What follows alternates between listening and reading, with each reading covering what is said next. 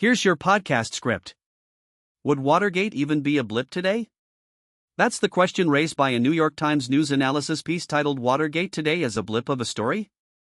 Vance might not be entirely wrong. Speaking at the Richard Nixon Presidential Library in Yorba Linda, California, Vice President J.D. Vance made a striking claim. He said, and I'm quoting here, "If Watergate happened tomorrow, it would be like a 12-hour news story." The idea that it would have taken down a presidency is crazy. He also drew a parallel between what he called the deep state that brought down Nixon and efforts he says were made to undermine Donald Trump. Now, the piece pushes back on the history pretty firmly. The so-called deep state that Vance is describing? It included Nixon's own appointees, people he put in office, who refused to go along with the White House's abuse of power and criminal cover-up. And Nixon ultimately resigned after Republicans joined Democrats in approving articles of impeachment. This wasn't a partisan takedown. It was a bipartisan reckoning. But here's where it gets genuinely uncomfortable. Historians and presidential scholars quoted in the piece say Vance isn't entirely wrong about the present.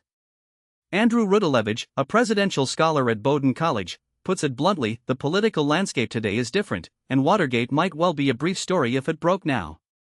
His point, though, is that this is a reason to criticize the current political and media environment, not a reason to rehabilitate Nixon. So what changed? In 1973, Republicans and Democrats were watching the same congressional hearings, consuming the same information. The facts landed broadly, regardless of partisan affiliation. That's simply not the world we live in anymore. Legacy media no longer dominates the culture the way it did in the era of Woodward and Bernstein, and today's political figures have become extraordinarily skilled at constructing their own realities, something Rudalevich says Nixon would have loved to have been able to do.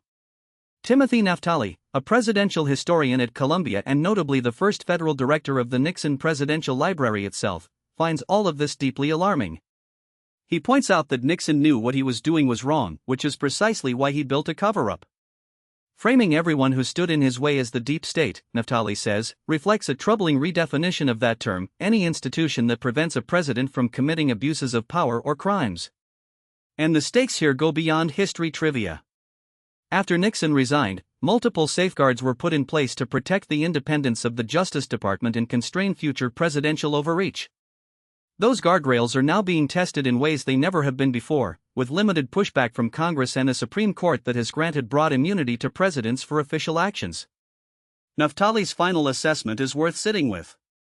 He says it's not that Nixon looks better in retrospect, it's that we look worse. That's the story, and it's one worth taking seriously, whether you lived through Watergate or only know it from history books. Word count *490 words, estimated read time *3.5 minutes at a comfortable speaking pace.